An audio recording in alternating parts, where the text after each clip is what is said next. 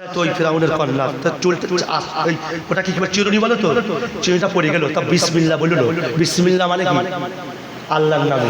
তো তখন ফেরাউনের কন্যা বলছে, তুই কি বললি? ঠিকই তো বলিস, কি বললি? খোদা তো আমার আব্বা। তো তোর আবার কোন খোদা? বলে তুই তোর আব্বাকে খোদা বলছি না, তোর আব্বার খোদা যে আমি তাকে খোদা বলতেছি। কি এত বড় সাহস তোর? তো মেয়ে কি করেছে বাপের কাছে, আব্বা তোমার সেই 2-4 আনার দাসী কি বলে দেখো, বলে তার খোদা নাকি তোমারও খোদা। কি এরকম বলেছে মুখের উপরে? দেখেছে রে তুই এসব বলেছিস?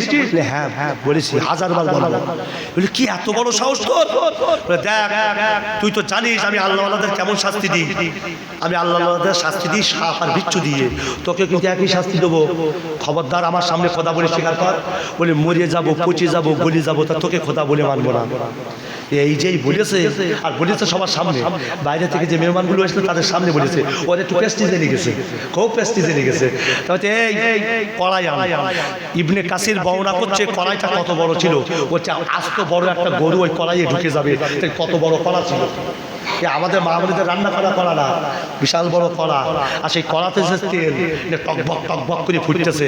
বলতেছে এই তুই যদি আমাকে খোদা বলে না স্বীকার করিস, তাহলে তোর এই যে 4টে সন্তান তোকে সমেত এই পাতিলের উপরে ছেড়ে দেবো, মাছ ভাজা করে দেবো। কে বলছে? মিস্টার।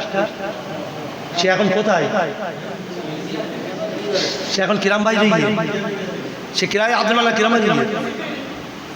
আল্লাহ পাক বলেছেন ফালইয়াউমা নুনাজ্জিকা বিবাদানিকা লিতাকুনা লিমান খালফাকা আয়া ওয়া ইন্না কাসীরাম মিনান নাসি আন আয়াতিনা লাগাফিলুন।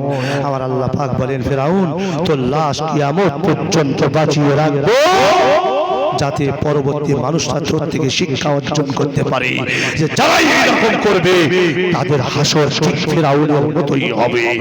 এ ভাইরা আমার, মিস্টার ফিরাউন তার 3 সন্তানকে তার কাছে জোর করে কেড়ে নিয়ে ওই পাতিলের উপরে নিক্ষেপ করে মুহূর্তের ভেতরেই 3টে সন্তান মাছ ভাজা হয়ে গেল।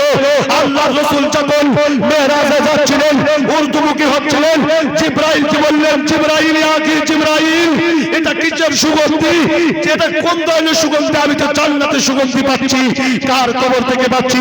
জিবরাইল বলে ইয়া রাসূলুল্লাহ এটা আর অন্য কারো খবর নয়, এটা সেই ফিরাউনের দাসীর খবর থেকে যার জন্ম হয়েছিল মুসা আলাইহিস সালাতু ওয়াস সালামের জামানায়। তখন নবী জিজ্ঞাসা করলেন ইয়া জিবরাইল ঘটনাটা বৃত্তান্তটা বর্ণনা করো। জিবরাইল বলতে লাগলেন, অবশ্যই বলতে বলতে বললেন মিস্টার ফিরাউন 3 সন্তানকে পাতিলের উপরে ছেড়ে দিয়ে মাছ ভাজা করে দিয়েছিল। এরপরে বলল এখনো সময় আছে বল, তাহলে তো পোষ্য শিশু যে সন্তানটা স্থলে দুধ পান করছিল বলছে তাকেও কিন্তু পাতিলের উপরে ছুঁড়ে তাকেও নিঃশেষ করা হবে। তখন দাসী বলছে আমার সন্তানকেও যদি পরিহত্যা করা হয় তবু আমি তোকে খোদা বলে স্বীকার করব না। অবশেষে মায়ের সামনে দুগ্ধ পোষ্য শিশুটাকে জোর করে মায়ের স্তন থেকে ছিনিয়ে নিয়ে ওই পাতিলের উপরে ছিনিয়ে দিল। মুহূর্তের ভেতরে মাছ ভাজা হয়ে গেল। এরপরে বলল দাসী এখনো সময় আছে বল, আমাকে খোদা বলে স্বীকার না করলে তোর 4 সন্তানের মতো তোকেও একই অবস্থা করা হবে।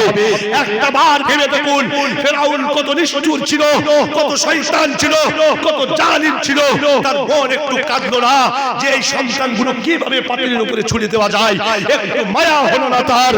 এরপরে ওই মা ওই দাসীকে তাকেও কিন্তু পাতিলের উপরে দিয়ে তাকেও মাছ ভাজা করে দিল।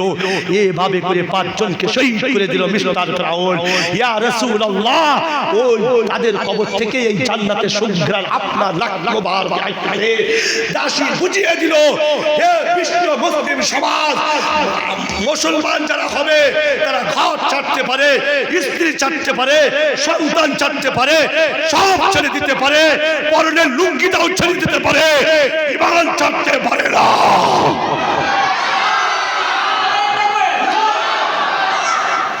সুতরাং ঈমান নষ্ট করা যাবে না। কোন কথায় ঈমান থাকে আর কোন কথায় থাকে না তা জানার সময় এসেছে। প্রথম খণ্ড লিখেছি, দ্বিতীয় খণ্ড ইনশাআল্লাহ লিখবো। ইনশাআল্লাহ দ্বিতীয় খণ্ড পড়বেন। এই বলেই বক্তব্য শেষ করছি। ঈমান বাঁচানোর সংগ্রাম নিয়ে আমাদেরকে বাঁচতে হবে, মরতে হবে। ওয়া আখিরু দাওয়ানা আলহামদুলিল্লাহি রাব্বিল আলামিন। আব্দুল মাল্লার ভাইকে বলবে দিকে চোখে আম করো ইয়া নবী।